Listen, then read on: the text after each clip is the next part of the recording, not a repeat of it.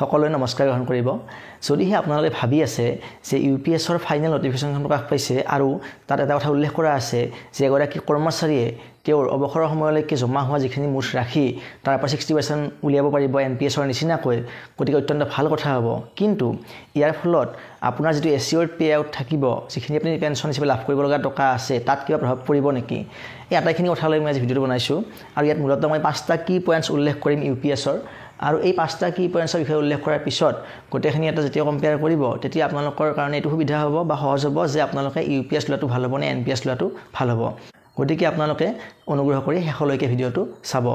এতিয়া আজিৰ ভিডিঅ'টোত মই মূলতঃ 5টা কি পইণ্টছৰ বিষয়ে আলোচনা কৰিম আৰু এই 5টা কি পইণ্টছ হৈছে কোনে এপ্লাই কৰিব পাৰিব কেতিয়া এপ্লাই কৰিব এতিয়া এই পইণ্টছ দুটা মই ইতিমধ্যে আগৰ ভিডিঅ'ত উল্লেখ কৰিছোঁ যিসকল মানে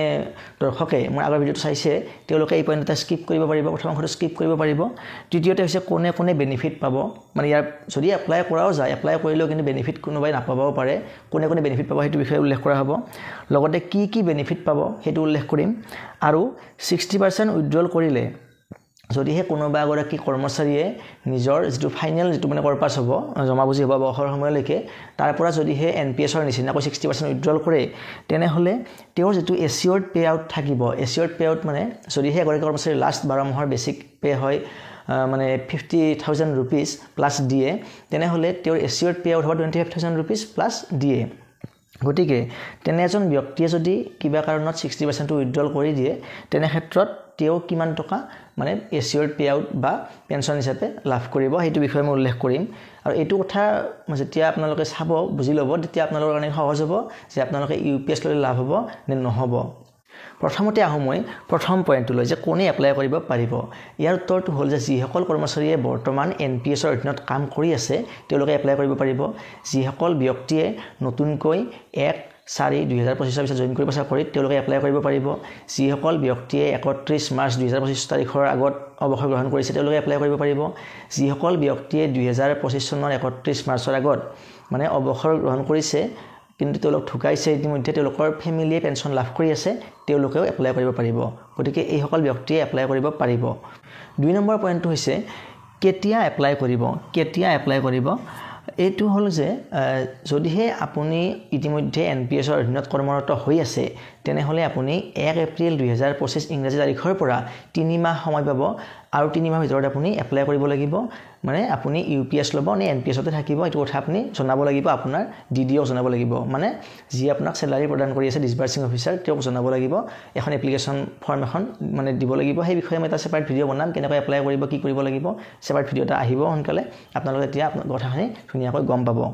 আৰু যিসকল ব্যক্তিয়ে বা যিসকল কৰ্মচাৰীয়ে 2025 চনৰ 1 এপ্ৰিল তাৰিখৰ পিছত চাকৰিত নতুনকৈ যোগদান কৰিব তেওঁলোকে 1 এপ্ৰিল তাৰিখৰ পৰা 30 দিন সময় পাব অৰ্থাৎ পুৰা 1 মাহ সময় পাব যে তেওঁলোকে কি কৰিব কাৰণ যদিহে নতুনকৈ এজন চাকৰিয়াল জইন কৰে তেনেহ'লে বাই ডিফল্ট তেওঁলোকে এনপিএছৰ অধীনতে আহিব প্ৰথম অৱস্থাত আৰু এনপিএছৰ অধীনত অহাৰ পিছত তেওঁলোকে এখন নিৰ্দিষ্ট ফৰ্ম ফিলআপ কৰি কিনে কি কৰিব লাগিব মানে জনাব লাগিব ডিডিঅক যে তেওঁলোকে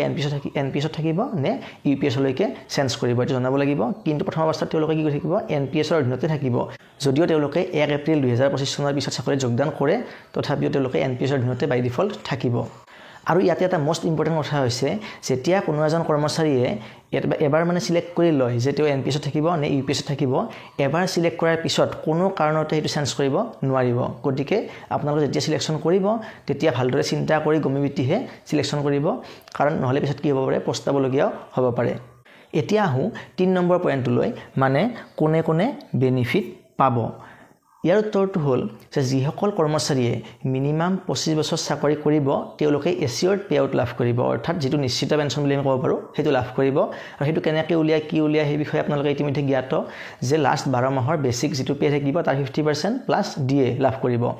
আৰু যদিহে কোনো এগৰাকী চাকৰিয়ালে মিনিমাম 10 বছৰ চাকৰিকাল সম্পূৰ্ণ কৰে তেনেহ'লে তেওঁ এচিয়ৰ্ড পে আউট লাভ কৰিব 10,000 rupees প্লাছ ডিএ আৰু যদিহে কোনো এগৰাকী ব্যক্তিয়ে শাস্তিমূলক অৱসৰৰ বাহিৰে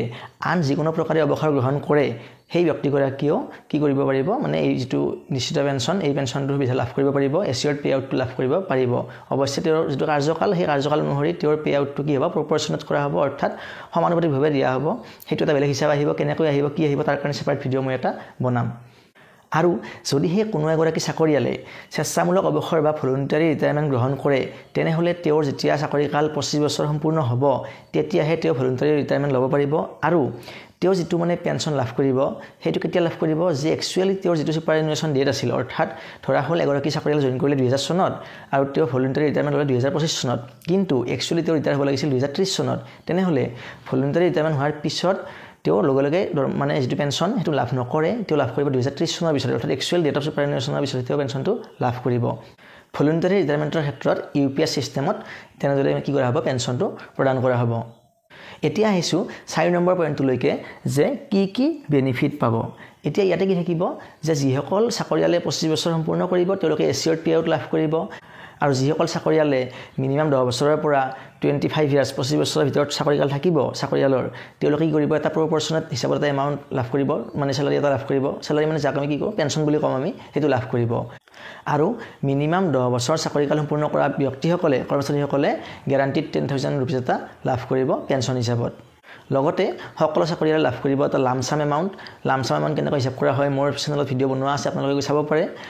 আৰু লগতে লাভ কৰিব গ্ৰেচুইটি এমাউণ্ট এনপিএছতো লাভ কৰে ইউপিএছতো লাভ কৰিব আৰু অপিএছতো লাভ কৰি আহিছিল বা লাভ কৰি আছে গ্ৰেচুইটি এমাউণ্টৰ কথা উল্লেখ নাথাকিলেও সেইটো সকলো চাকৰিয়ালে লাভ কৰে যদিহে কোনো এগৰাকী চাকৰিয়ালে মিনিমাম 5 বছৰ চাকৰিকাল সম্পূৰ্ণ কৰে আৰু ব্যক্তিগত খণ্ডতো লাভ কৰিব পাৰে যদিহে কোনো এটা ব্যক্তিগত খণ্ডত মিনিমাম 10 জন কৰ্মচাৰী নিয়োগ হৈ থাকে সেইটো এটা গ্ৰেচুইটিৰ নিয়ম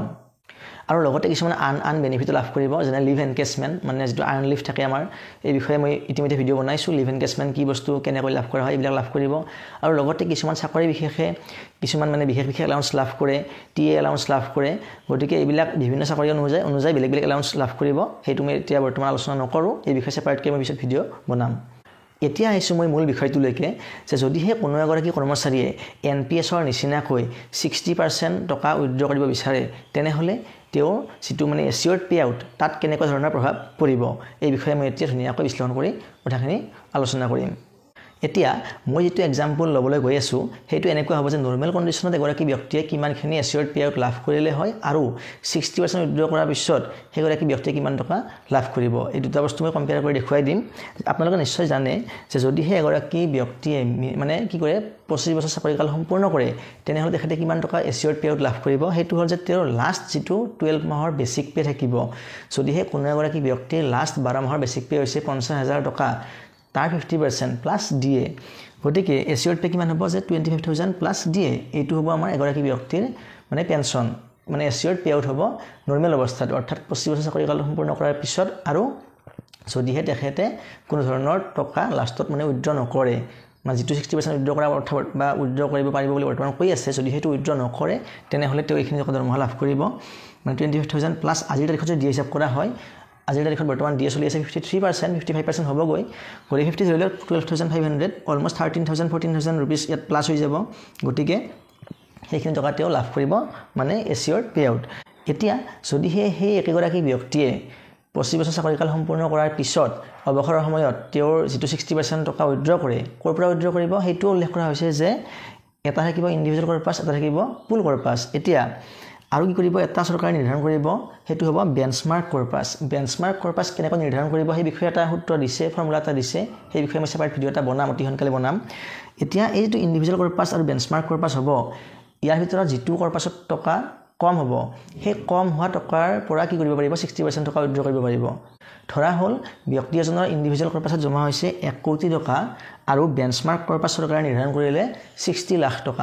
টকা তেনেহ'লে কম এমাউণ্ট কোনটো আহিব বেঞ্চমাৰ্ক কৰ্পাছত এমাউণ্টটো কম হ'ব 60 লাখ টকা হ'ব তেনে ক্ষেত্ৰত সেই 60 লাখৰ পৰা 60% উইথড্ৰ কৰিব পাৰিব কৰ্মচাৰীগৰাকীয়ে উইথড্ৰ কৰিব পাৰিব এতিয়া তেনে ক্ষেত্ৰত উইথড্ৰ কৰিলে কি প্ৰভাৱ পৰিব সেইটো মই বুজাই দিছোঁ এতিয়া ফৰ্মুলাটো এনেকুৱা ধৰণৰ দিয়া আছে যে এচিয়ৰ্ড পে ইনটু আইচি ডিভাইডেড বাই বিচি মানে ইণ্ডিভিজুৱেল কৰ্পাছ ডিভাইডেড বাই বেঞ্চমাৰ্ক কৰ্পাছ যদি কিবা কাৰণত ইণ্ডিভিজুৱেল কৰ্পাছটো বেঞ্চমাৰ্ক কৰ্পাছতকৈ বেছিও হয় কিন্তু একে ধৰা যাব অৰ্থাৎ 1 ডিভাইডেড বাই 1 হ'লে 1 হ'ব ইনটু কি হ'ব 1 মাইনাছ FW পাৰ্চেণ্ট মানে ফাইনেল উইথড্ৰল FW মানে হৈছে ফাইনেল উইথড্ৰল পাৰ্চেণ্টেজ অৰ্থাৎ কি কৈছে 60%লৈকে উইথড্ৰ কৰিব পাৰিব কিন্তু যদি কৰ্মচাৰীগৰাকী বিচাৰে যে মই 60% উইথড্ৰ নকৰোঁ মই 40%হে উইথড্ৰ কৰিম তেনেহ'লে ইয়াতে 40% আহিব গতিকে মই ধৰিছোঁ যে 60% উইথড্ৰ কৰিলে কিমানখিনি আহিব এতিয়া এচিয়ৰ্ড পে কিমান আছিল নৰ্মেল অৱস্থাত এচিয়ৰ্ড পে আছিল 25000 আহি গ'ল ইনটু 1 IC ডিভাইডেড বাই BC ৰ মানটো হ'ব 1 ইনটু 1 মাইনাছ FW মানে 1 মাইনাছ ফাইনেল উইথড্ৰল কিমান পাৰ্চেণ্ট কৰিম আমি 60% কৰিম তেনে ক্ষেত্ৰত কি হ'ব এনসাৰটো যে 25000 ইনটু 1 ইনটু 1 মাইনাছ 60% মানে কিমান হ'ব 40 হ'ব ইনটু 40% অৰ্থাৎ এনসাৰটো কি হ'ব 25000 পূৰণ 1 হলে 25000 থাকিব আৰু 25000 40% হলে কিমান হ'ব 10000 रुपीस অৰ্থাৎ এগৰাকী ব্যক্তিয়ে যদি কিবা কাৰণত কি কৰে তেওঁৰ মুঠ জমা ৰাখিৰ পৰা অৰ্থাৎ ইন্ডিভিজুৱেল পাৰপাসে হোক বা বেঞ্চমাৰ্ক পাৰপাসে হোক যিটোত ৰাখি কম থাকিব তাৰ পৰা 60% উইথড্ৰ কৰি আনে তেনে হলে তেওঁৰ যিটো মুঠ দৰমহা তাত ইমানখিনি প্ৰভাৱ পৰিব যে এচিয়ৰ্ড পে আউটত মানে বেছিকৈ প্ৰভাৱ পৰিব এইখিনি 25000 পাই আছিল পাব কিমান পাব 10000 পাব লগত কি থাকিব ডিএ থাকিব কিন্তু ডিএটো কেনেকুৱা হ'ব ইয়াত আছিল 25000 ৰ ওপৰত 53% বা যেটো কাৰেন্ট ডিএ হিমা চলি থাকিব কিমানখিনি লাভ হ'ব কিন্তু ইয়াত কি হ'ব 10000 ৰ ওপৰতহে ডিএখিনি আহিব অৰ্থাৎ পাৰ্চেন্ট হিচাপত ইয়াতে কমি যাব গতিকে কি কৰা হ'ব 60% লোৱাৰ ফলত যথেষ্টখিনি লোকসান হ'ব আৰু ইয়াত কি দিয়া হৈছে ইতিমধ্যে আপোনালোকে গম পাইছে যে এচিয়ৰ্ড পে পাবলৈ হলে কি হ'ব লাগিব 25 ইয়াৰ্স কোৱালিফাইং সাৰ্ভিস ইয়াৰ্স হ'ব লাগিব গতিকে যদি কোনো এগৰাকী ব্যক্তিয়ে এনপিএছৰ অধীনত থাকি 25 ইয়াৰ্স কমপ্লিট কৰে তেনে ক্ষেত্ৰত তেখেতে অৱসৰৰ সময়ত 60% উইথড্ৰ কৰাৰ পিছতো কি কৰিব পাৰিব ইয়াতকৈ বেছি টকা পেনশন লাভ কৰিব সমৰ্থ হ'ব এটো নিশ্চয় সমৰ্থ হ'ব কাৰণ ইয়াতে কথা এটা মানে জড়িত হৈ আছে যে ইয়াত কি হ'ব যেটো ইন্ডিভিজুৱেল পাৰপাস থাকিব তাত 10+10 সেলফ কন্ট্ৰিবিউশন 10% গভৰ্ণমেন্ট কন্ট্ৰিবিউশন থাকিব 10% যেটো এনপিএছত কি হৈ আছে 10+14 হৈ আছে অৰ্থাৎ এনপিএছৰ ইন্ডিভিজুৱেল পাৰপাসত আমাৰ কি জমা হৈ আছে আমাৰ এনপিএছতে এটাই পাৰপাস থাকিব তাত জমা হৈ আছে 24% ইয়াত জমা হ'ব 20% ইয়াত নিশ্চয় কম জমা হ'ব আৰু লগতে চৰকাৰে যদি নিৰ্ধাৰণ কৰা বেঞ্চমাৰ্ক পাৰপাস যদি কম হয় কম হলেও আমাৰ লোকসান আছে কাৰণ তাৰ সেই কম এমাউন্টৰ পৰা 60% পাম লগতে পেনশনটো যথেষ্টখিনি আমাৰ কি হৈ যাব কমি যাব গতিকে এইখিনি আছিল বিশ্লেষণটো যে আমাৰ যদি কিবা কাৰণত উইথড্ৰ কৰা হয় 60% কেনেকুৱা হ'ব আৰু যদি হে আমাৰ তাতকৈ কম উইথড্ৰ কৰো তাতকৈ কম উইথড্ৰ কৰিলে কিমান হ'ব যদি 50% উইথড্ৰ কৰো 50% উইথড্ৰ কৰিলে 10% বাঢ়িব তেনেহলে ইয়াত কিমান 10% বাঢ়িলে ইমান ইয়াত কিমান হ'ব 2500 বাঢ়িব অৰ্থাৎ ইয়াতে কি হ'ব 12500 টকা হ'ব প্লাস ডিএ হ'ব তেনেকৈ আপোনালোকে নিজৰ যেটো মানে উইথড্ৰল কৰা যেটো মানে আশা আছে বা ইমান টকা আমি উইথড্ৰ কৰিম উইথড্ৰ কৰিলে যিমানখিনি বাকি থাকিব 1 মাইনাস সিমান কৰিলে আপোনালোকে এই ফৰ্মুলাটো প্ৰয়োগ কৰি ধুনিয়াকৈ নিজৰ টকাখিনি হিচাপ এটা আনুমানিকভাৱে আপোনালোকে কৰি ল'ব পাৰিব গতিকে মই আশা কৰিছো যে এনপিএছ লব নে ইউপিএছ লব এই বিষয়ে সিদ্ধান্ত লোৱাৰ ক্ষেত্ৰত এই ভিডিওটো নিশ্চয় আপোনালোকৰ এটা সহায়ক হ'ব আৰু লগতে সৰু বহুত কথা জড়িত হৈ আছে ইয়াতে এইটো এটা মুখ্য কাৰণ যিটোলৈ আমি ইমান দিনে মানে আলোচনা কৰি আছিলো যে যদি 60% উইথড্ৰ কৰিবলৈ দিয়ে তেনেহলে বহুত ভাল হ'ব আমি ইউপিএছ লৈ আমি মানে যাব পাৰিম সুবিধা হ'ব কিন্তু দিছে 60% উইথড্ৰ কৰাৰ সুবিধাটো দিছে আমাক কিন্তু যদিও 60% উলিওৱা সুবিধা এটা কৰি দিছে কিন্তু ইয়াত ইমানে এটা জটিল ব্যৱস্থা কৰি ৰাখিছে যে তেনেকুৱা কৰিলেও আমাৰ কোনো ধৰণৰ লাভ নহয় গতিকে আজিলৈ ইমানেই পৰৱৰ্তী ভিডিঅত পুনৰ লগ পাম ধন্যবাদ